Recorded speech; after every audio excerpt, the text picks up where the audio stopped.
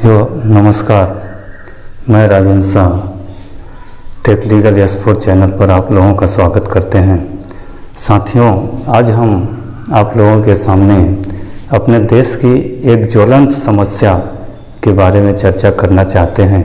साथियों, हमारे देश स्वतंत्र होने के लगभग 70-75 साल बाद भी हमारे देश में गरीबी दिन प्रतिदिन बढ़ती जा रही है। गरीबी हमारे देश के लिए एक अभिशाप बन चुका है, एक ऐसी समस्या बन चुकी है जिससे निजात पाने के लिए सरकार कई तरह की स्कीमें लागू कर रही हैं, लेकिन फिर भी लगातार दिन प्रतिदिन अमीरी और गरीबी के बीच खाई बढ़ती जा रही है।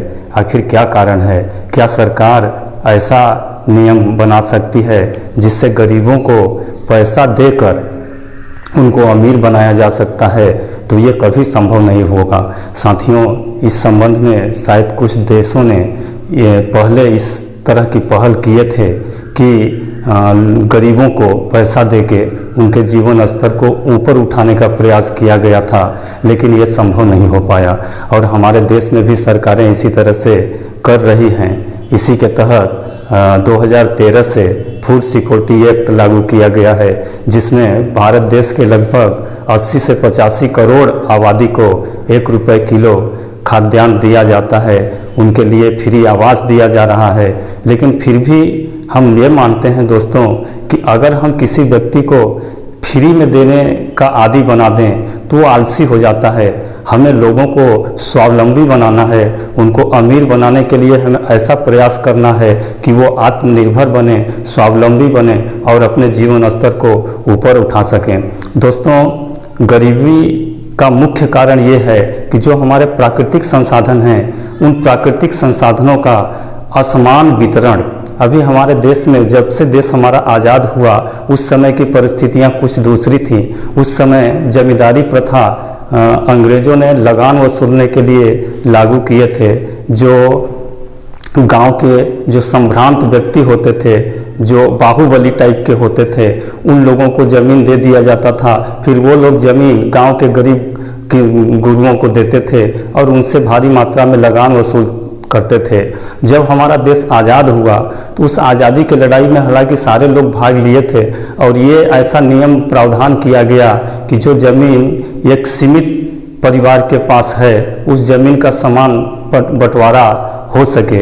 लेकिन समान बंटवारा कतिपय कारणों के कारण नहीं हो पाया। उसमें हमारा कभी कभी संविधान आड़े आया तो कभी लोग आड़े आए। इसके बदौलत आज भी ज़मीन का समान वितरण नहीं हो सका। लेकिन अब आज अगर हम चाहें कि ज़मीन का समान वितरण कर दें और गरीबियों को ऊपर उठाने का प्रयास करें तो ये संभव नहीं है। लेकिन फिर भी अगर हम सामाजिक दृष्टि से देखें तो आज अगर हम गरीबों के लिए कोई पहल नहीं करेंगे तो गरीब निश्चित ही गरीब होता जाएगा और अमीर प्रभावी हो जाएंगे। और हमारे देश में एक न एक दिन ऐसी स्थिति आ जाएगी कि सारे गरीब लोग इकट्ठा होकर क्रांति कर देंगे। तो इसके लिए मैं चाहता हूं कि सरकार एक ऐसा नियम बनाए जिससे गरीबों को थोड़ा बहुत राहत मिले।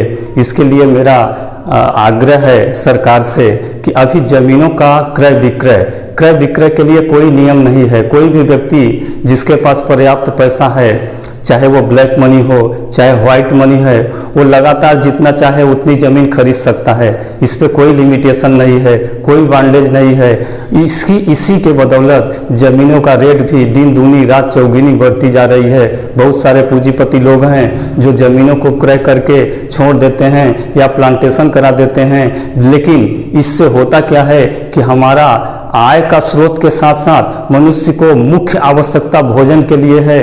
भोजन उत्पन्न करने के लिए हमें किसानी करनी पड़ती है। तो किसानी का रकबा दिन प्रतिदिन कम होता जा रहा है और इससे हमारे समाज में एक असंतुलन पैदा होता जा रहा है। इस असंतुलन को संतुलित करने के लिए मेरा निवेदन है सरकार से और आप लोगों से भी कि आप लोग अगर ये वीडियो अच्छी लगी तो आप लोग इसको अधिक से अधिक शेयर कीजिए, ताकि ये बात सरकार के कानों तक पहुंचे कि हम एक ऐसा लिमिट फिक्स करें कि चाहे कोई पूंजीपति हो, चाहे करोड़पति हो, चाहे अरबपति हो, वो एक निश्चित सीमा से अधिक जमीन नहीं खरीद सकता।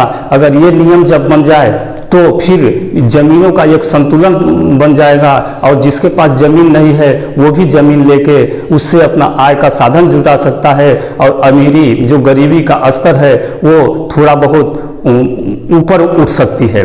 इसी के तारतम्य में गवर्नमेंट एक नियम बना दे कि हम 10 एकड़ या 5 एकड़ से अधिक जमीन रखने वाले व्यक्तियों पर अधिक से अधिक लगान लगाएं ताकि एक संतुलन पैदा किया जा सके। हम आज ऐसा नियम बना के किसी भी व्यक्ति से जमीन छीन नहीं सकते। हालांकि जब हमारा देश आज़ाद हुआ उस समय प्रथम प्रधानमंत्री माननीय जवाहरलाल नेहरू जी ने बहुत ही अथक प्रयास किया।